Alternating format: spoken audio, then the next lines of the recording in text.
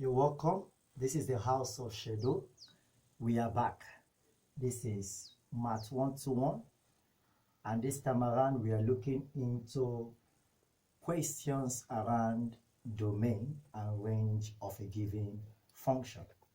Please subscribe so that you can get to access more quality videos from us. Thank you.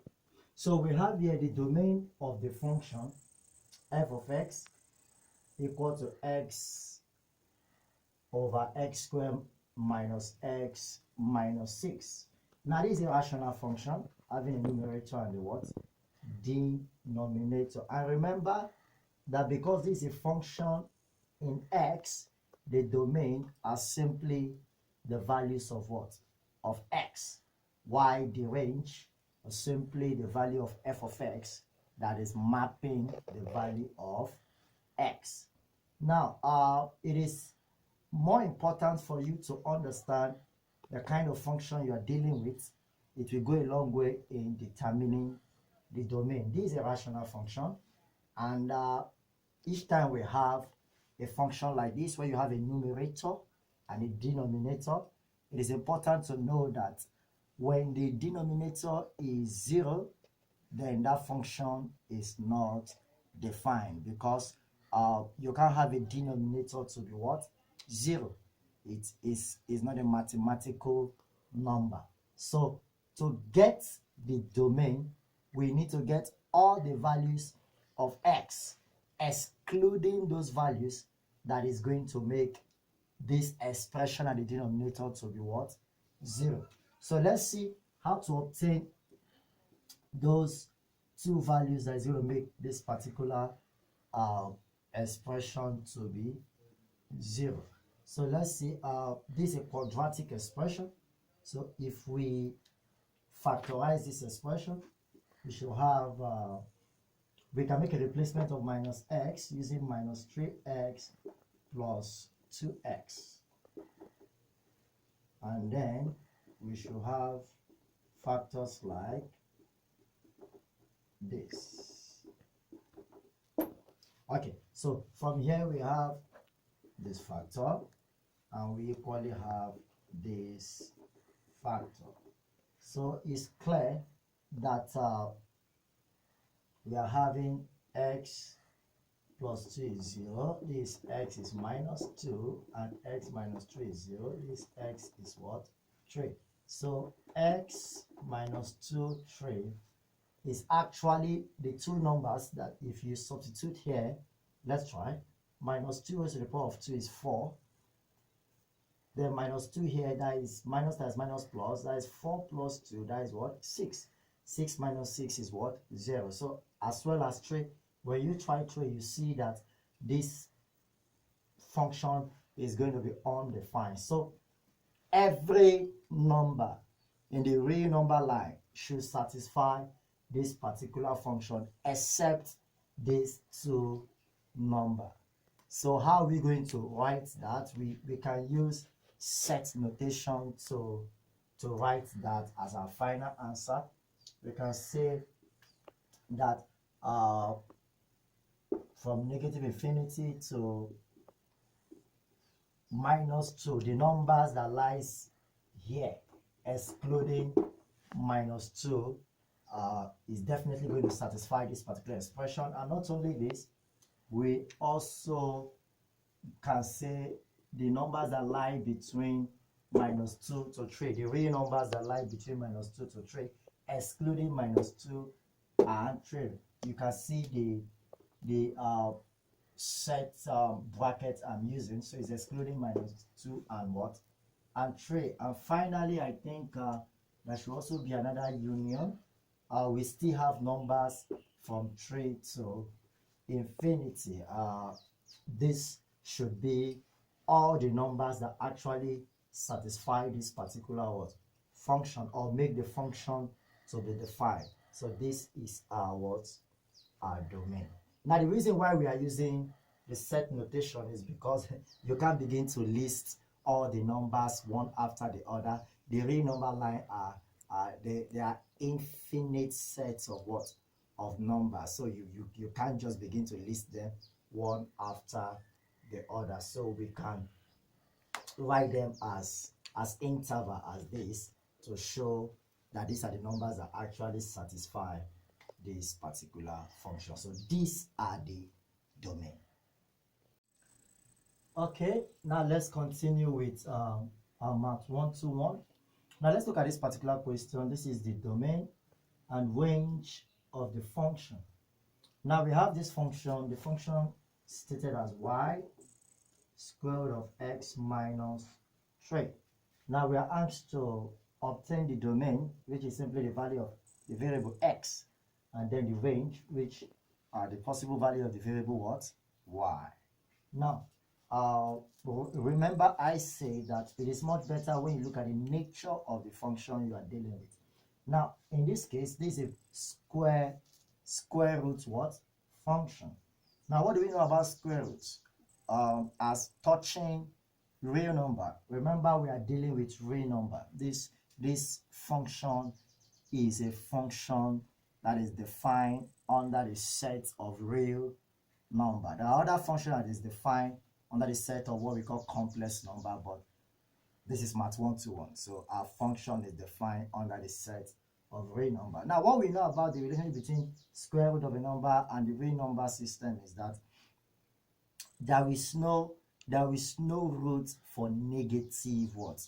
Numbers. There is no root for negative number within the real number what? Line. So if x is anything less than 3, you are going to run into negative what? Number. So x cannot be less than what? 3. But x can take any other value. X can be 3. 3 minus 3 is 0.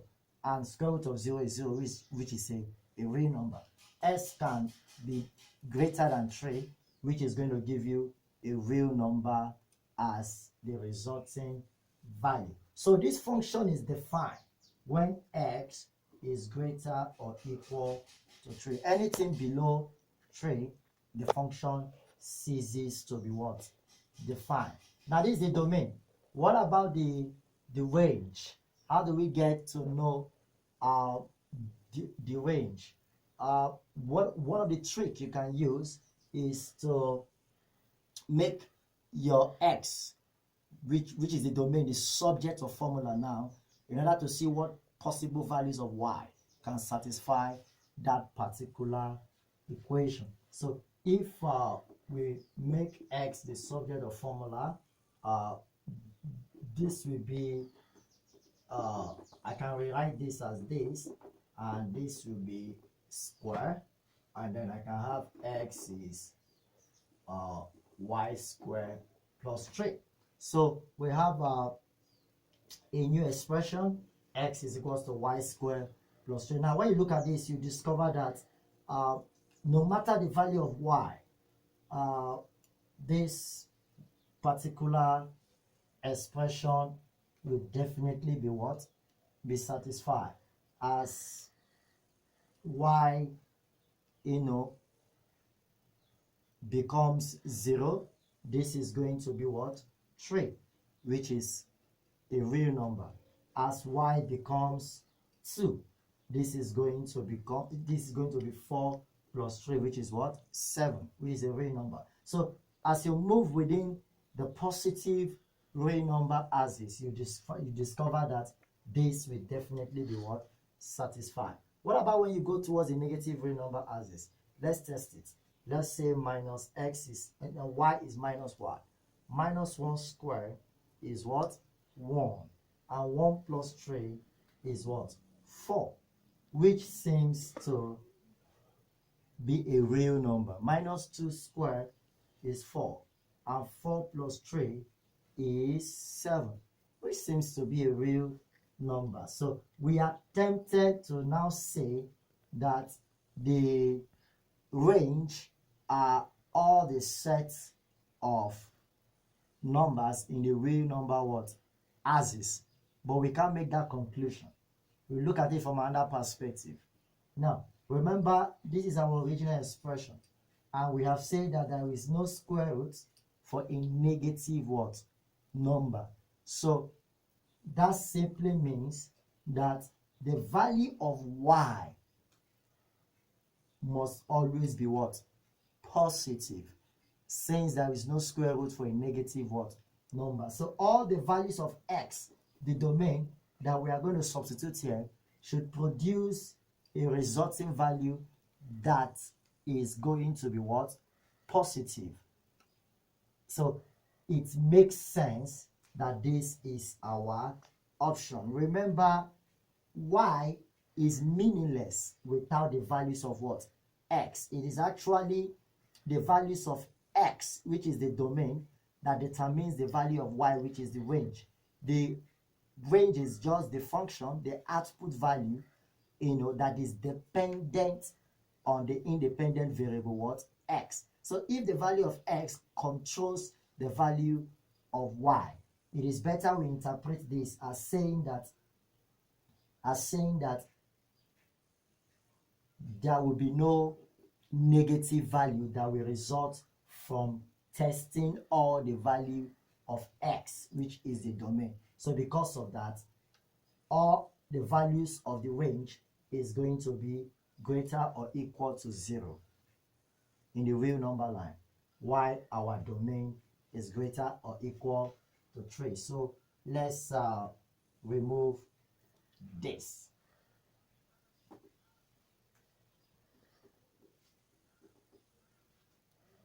Thank you. So we'll continue with this particular question. We are still on the domain of a function. Now let's look at this. Look at the function given to us. Gx is the square root of 1 minus what? S squared. Now remember, I said earlier on that the nature of your function is key to knowing your domain and your what? And your range. So the function that we have here is a square root what? Function. So we always work with the fact that there is no square root for a negative number. No, within the real number line, there is no square root for a negative number. So definitely 1 minus s squared, everything that is inside the square root will definitely be greater or equal to what? 0, because there is no square root for a negative number. So from here it is easy to get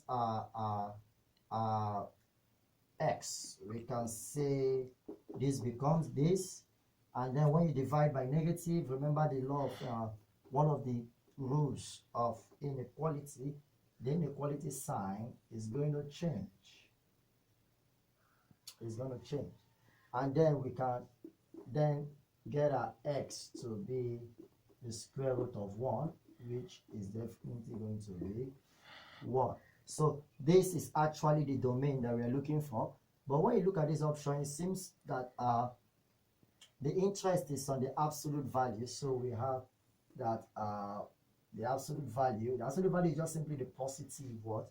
Value. So we are taking absolute value of x, which is less than or equal to 1. Now what this means is that 1 can satisfy this particular function. If you substitute 1 here, it's going to be 1 minus 1, which is 0. And square root of 0 is 0, which is a real number. So it's good. Now,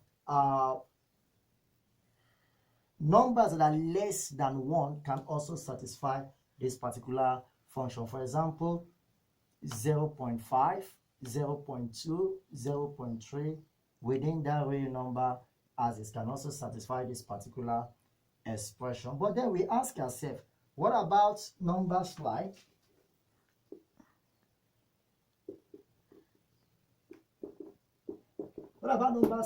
minus 1, minus 2? They are definitely less than 1. According to this inequality, they should satisfy this particular function, but no, it's not true. Now, if you say minus 2 should satisfy this particular function, let's test it. If you say minus 2 squared is 4, and 1 minus 4 is minus 3, and we run into that particular strange number, the square root of minus 3, which is not a real number. So these negative values cannot satisfy this particular function. So how do we properly interpret this? Remember, the key lies with the fact that we are dealing with the absolute value of x, and absolute value simply means positive values. So our interest is 1 up to this interval. So all the numbers that lie between this interval is our interest. Those numbers will definitely satisfy this function, because those numbers are less than 1 and those numbers are positive numbers. So our answer is definitely going to be C. So we are going to look at this particular question. Now this is still on function, but this question seems to be question that is on finding the inverse of a given function. Of course, this symbol for the inverse of this particular word function. So we have the function f of x is x and plus 3. So how do we find the inverse of this? This is very straightforward. The trick is just for you to see how to make your independent variable, the domain, which is the x, the subject of what? Formula. To do that, we can represent our f of x as y. We can represent our f of x as what? As y. Now, when we make x the subject of formula here, we should be able to have something like this, that x is 2y minus 6, because if we multiply all terms by the denominator 2, we have 2y here, we have x here, and we have 6 here. And when we rearrange terms, we have 2y minus what? 6. Now, having made x solid of formula, we can now recast this as f of x inverse. Then we recast our y as what? X. So this becomes the inverse function, which should be B. So we'll continue with Math 121, and this is another function. Remember, the basic mathematical object in Math 121 is your function. You know, studying the different properties of function, how to evaluate function, and analysis of function, like your differentiation and integration, and then a little bit of set theory. That is Math 121. Okay, so let's see how to evaluate this particular function. You have this quite straightforward. Just this simply means that the domain here x is minus 3. So anywhere you see x, you put your what? Your minus 3. So this becomes minus 3. This is I can say 3 into minus 3 plus 1. This is SGN minus 3 plus 1. So this is 1 over 3. Now this is going to give us, this minus 9. Minus 9 plus 1 is minus 8. So we have the cube root of minus 8 as the numerator, and this is minus 8 minus 9 plus 1, that is minus 8. Now what is the cube root of minus 8? The cube root of minus 8 should be minus 2. Because if you multiply minus 2 into 3 places, minus 2 times minus 2 times minus 2 is definitely going to give us minus what? 8. So we have minus 2. And what is this function? Okay, this is one of the elementary functions you have. Special function is called, I think, the sine function or the sigma function. One thing about mathematical function is that they are unique because they have certain peculiar properties. You know, like this sine function, I think the property of the sine function is that the value becomes minus 1 when x is less than 0, and the value is 0 when x is equals to 0, and the value is 1 when x is greater than 0. So that is a property of a sine function. So, and we are dealing with minus 8. This is minus 8, this x. So minus 8 falls in the first category, which is that the x is less than what? 0. So the sigma function is going to give us minus 1 here. And when we do this, it becomes 2. And that becomes our option D. So we are going to continue. And we are still on function. Now, this is property of continuity and discontinuity of a function. Actually, if a function is not continuous, then that function is what? Discontinuous. Now, the concept of continuity of a function is one of the most important concepts when you're studying functions, especially in real analysis. It's a very, very important concept. And there are conditions before a function can be continuous at a particular point within the real number. Of course, we are dealing with the real number function. Now, one of the conditions is that the function must exist at that point. That means the function must be defined. We must be able to evaluate the function at that particular point. And I think another condition is that the limit of the function should also exist at that particular point. So when you take the left hand and the right hand limit, then both limits should be the same.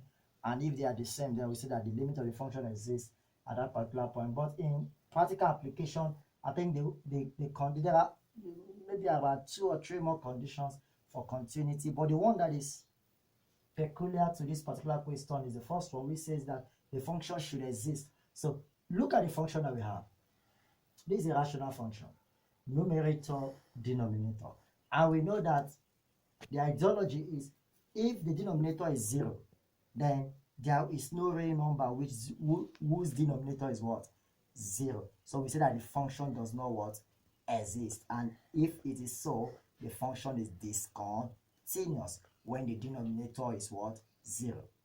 So all that we need to do is to look for the value of the domain, which is the value of x, that will make this particular denominator to be what? 0. So we set it as this, that x cubed plus x2 equal to 0. So we evaluate this particular function. This is polynomial of order 3. Okay, it will be easier because we can see the x term is everywhere. The x is everywhere in all the terms, so we can make a factorization. If we do that, we'll have something like this. So we have our first value of x, which is equal to what?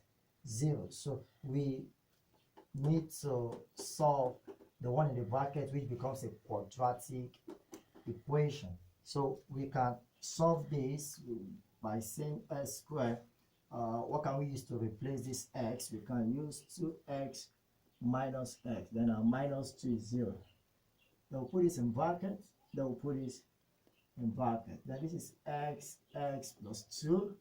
Then we'll take out minus 1, x plus 2 plus 0. So we have x minus 1 and x plus 2 is equals to what? 0. So x is 1 or minus 2. Now remember earlier on we have x is equals to what? 0. So we have x is minus 2, 0 and 1. So what this means is that for all these values of x, minus 2, 0 and 1, the denominator here is going to be 0. And if it is 0, the function will no longer make sense because the value will no longer be a real number. And if that is that, we say that this function is not continuous at this point. And another language we can use is to say that the function is discontinuous at this particular what? Point. Let's just test it. Let's test maybe minus 2. Minus 2 cubed is minus 8. Minus 2 squared is 4. Minus 8 plus 4 is minus 4. Minus 2 times minus 2 is 4. Minus 4 plus 4, that is what? 0. And 0 at the denominator does not make sense under the real number line. So we say that the function is discontinuous. When you test each and every one of them, you discover that the denominator is going to be what? 0. So the function is discontinuous at 0, minus 2, 1.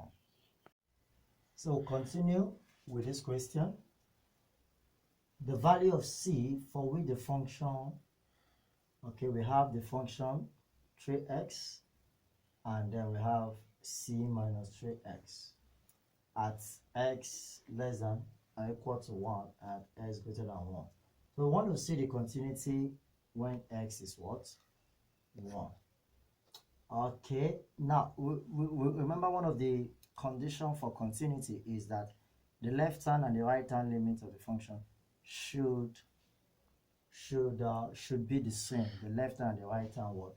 Limit. So we are going to say that the limits of the function 3x for x 1 plus this is to say that the limit is the function is approaching x towards the positive. From the positive, it must be equal to the limits of the function 3x, this time around negative. So both have to be the same. If this and this is the same, then it shows that the function is continuous at x equal to what? 1. So we are approaching it from the positive side and then from the what?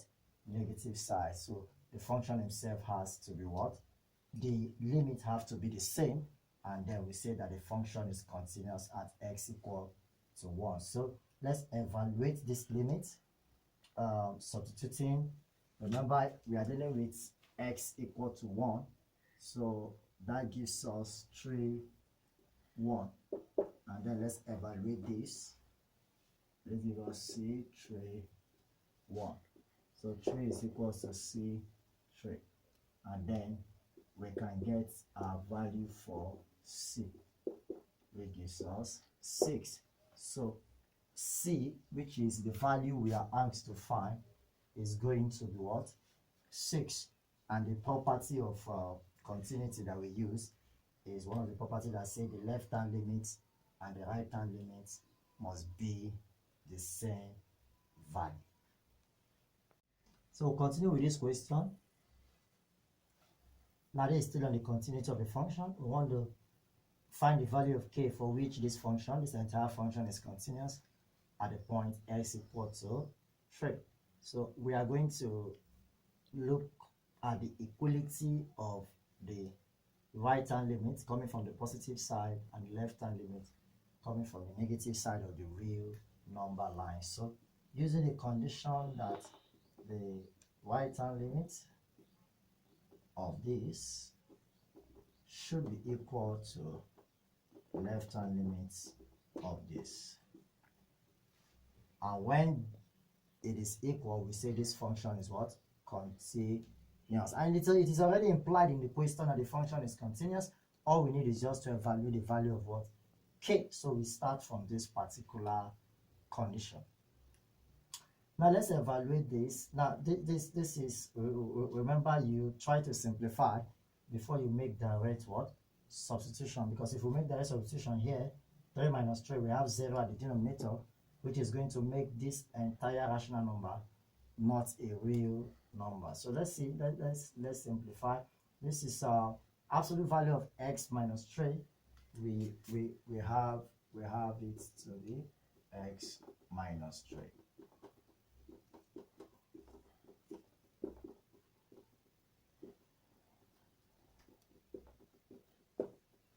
And then we can cancel this. Then we have limits of 1.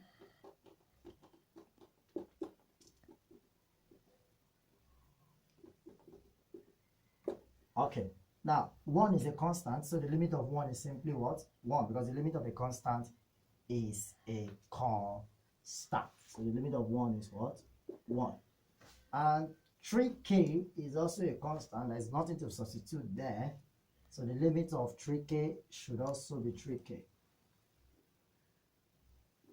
So this implies that k should be 1 over 3. So for the value when k is 1 over 3, we say that the function, this entire function, is continuous at the point x equal to what? 3. Thank you.